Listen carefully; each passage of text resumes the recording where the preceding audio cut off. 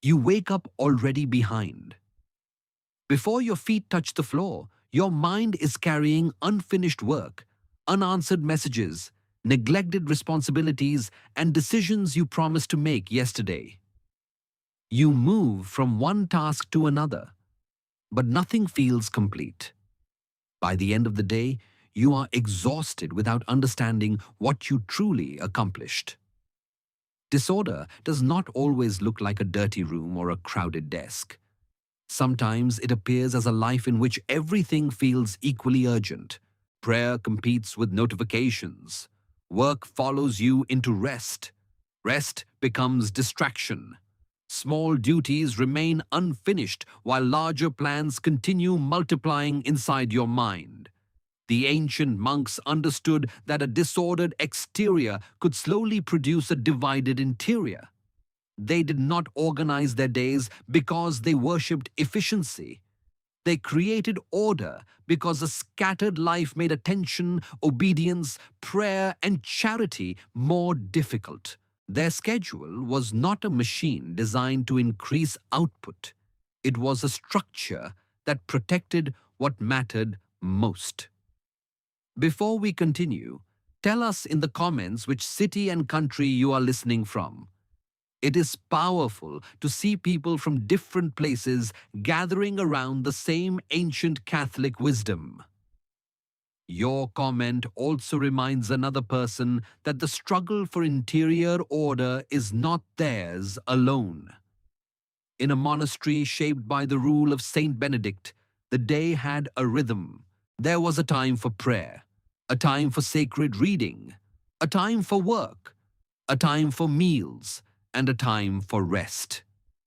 Each activity had its place, and because it had a place, it did not need to invade every other part of the day.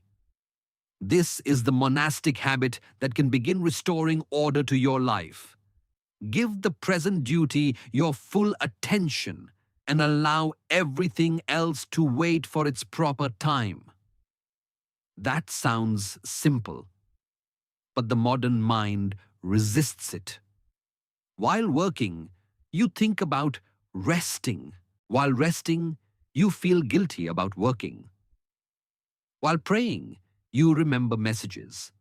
While answering messages, you worry that you should be doing something more important. Your body remains in one place while your attention is divided among 5 others. The monks learned that peace does not come from having nothing to do. Peace comes from knowing what should be done now. A stable rhythm removes hundreds of small negotiations. You do not have to decide every morning whether prayer deserves a place. You have already given it one. You do not wait to feel inspired before beginning necessary work. The hour itself becomes an invitation to faithfulness. Press the like button if you have ever reached the end of a busy day and still felt that your life was slipping out of your hands. Let that small action mark your decision to stop confusing constant motion with genuine order. Saint Benedict's wisdom was realistic. He knew that no schedule survives every circumstance. The sick need different treatment. Guests arrive unexpectedly. Seasons change. Work becomes heavier at certain times. Order was never meant to crush the person. It existed to serve the search for God and the life of the community. This means you do not need to copy a monastery hour by hour. You do not need to wake before sunrise, reproduce every period of prayer, or create a complicated system that collapses within 3 days.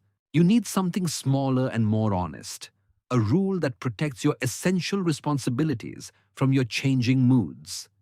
Begin by identifying the anchors of your day. Not 20 ambitions. The few things that should remain even when life becomes difficult. Prayer, work, care for your family, necessary rest, perhaps study, exercise, or spiritual reading. These anchors give the day a shape before distractions begin demanding pieces of it. Then give each anchor a visible place. A vague intention is easily defeated. "I will pray more" disappears beneath the first interruption. "I will pray for 10 minutes before opening social media" creates a boundary. "I need to organize the house" feels endless. "I will restore this room before dinner" gives disorder a limit. The goal is not to control every minute. It is to stop allowing the loudest impulse to decide what happens next. Many people believe they need more motivation. What they actually need is fewer decisions. Every unnecessary decision creates another opportunity for avoidance. Should I begin now? Should I check something first? Should I use another method? Should I wait until tomorrow? A simple rule answers before the excuse has time to become convincing. Subscribe to the Desert Within if you want to recover these ancient practices without turning the Catholic spiritual life into shallow self-help.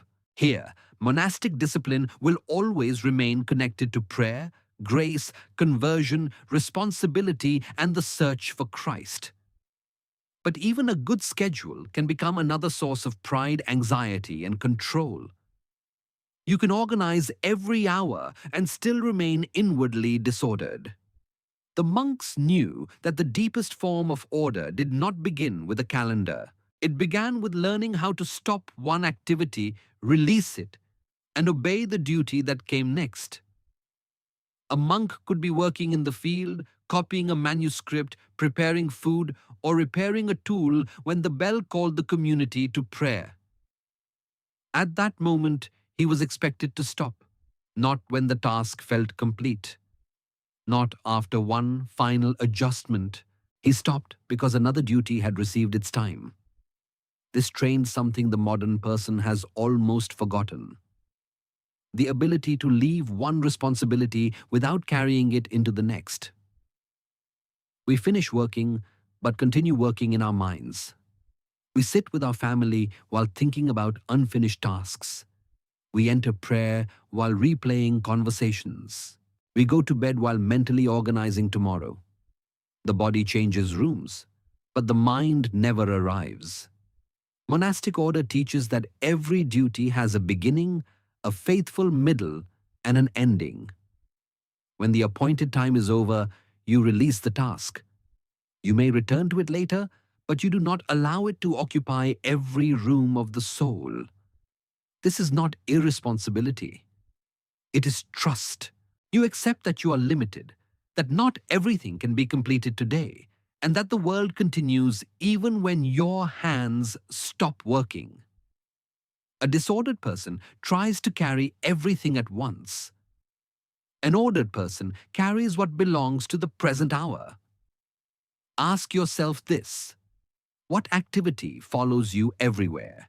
Is it work, worry, your phone, family problems, unfinished conversations, or fear about the future? Write it in the comments. Naming what refuses to stay in its proper place can reveal where your interior order is being lost. The monks also practiced care for ordinary objects. Tools, books, clothing, food, and shared spaces were not treated as meaningless. Saint Benedict taught that the goods of the monastery should be handled with reverence, almost as though they were sacred vessels. That changes how we understand disorder. A neglected room is not only a visual problem. A constantly misplaced object consumes attention. An unfinished task remains open in the mind. A phone without boundaries interrupts prayer, conversation, work, and rest. Small external disorders repeatedly demand interior energy. You do not need a perfect home. You need to stop treating everything as disposable, temporary, and unworthy of care. Return objects to their place. Complete small tasks before they become larger burdens. prepare what tomorrow will require. These acts may look ordinary, but they teach the soul to act with attention. Order is built when you close what you open, finish the meal and restore the table, complete the work period and clear the space. End the conversation without leaving unnecessary bitterness. Before sleeping, decide what belongs to tomorrow instead of carrying the entire day into the night. If this message is giving language to something you have felt for a long time, like the video now, it tells this platform that serious Catholic content about prayer, discipline, and interior life still deserves to be seen. There is another danger: trying to restore your entire life in one day. Disorder makes people desperate, and desperation creates unrealistic plans. You attempt to repair the room, the schedule, the finances, the prayer life, the diet, the relationships, and every unfinished responsibility at once. Then the plan collapses, and the collapse becomes another reason to distrust yourself. Monastic life is formed through repetition, not dramatic reinvention. The bell rings again tomorrow. The same prayers return. The same rooms are cleaned. The same duties are received. Holiness is not built only through extraordinary moments. It is built when ordinary faithfulness becomes stable. Choose one daily anchor and protect it for the next 7 days. It may be 10 minutes of prayer before touching your phone. It may be restoring one room before sleep. It may be working on one responsibility without switching tasks. Do not add 5 new rules. Keep one clear promise. Then create a simple ending ritual. When work is over, write down what remains and close the task. When prayer ends, stay silent for a moment instead of immediately reaching for a screen. Before sleep, place tomorrow's main responsibility on paper and release it from your mind. These small endings teach your attention that it does not need to remain permanently open. Subscribe to The Desert Within if you want to keep learning how the Catholic monastic tradition speaks to distraction, anxiety, procrastination, silence, prayer, and the disorders of modern life. These teachings were never created to help us appear more efficient. They were created to make the heart more available to God. The deepest purpose of order is not productivity, it is presence. When work has its place, you can work more honestly.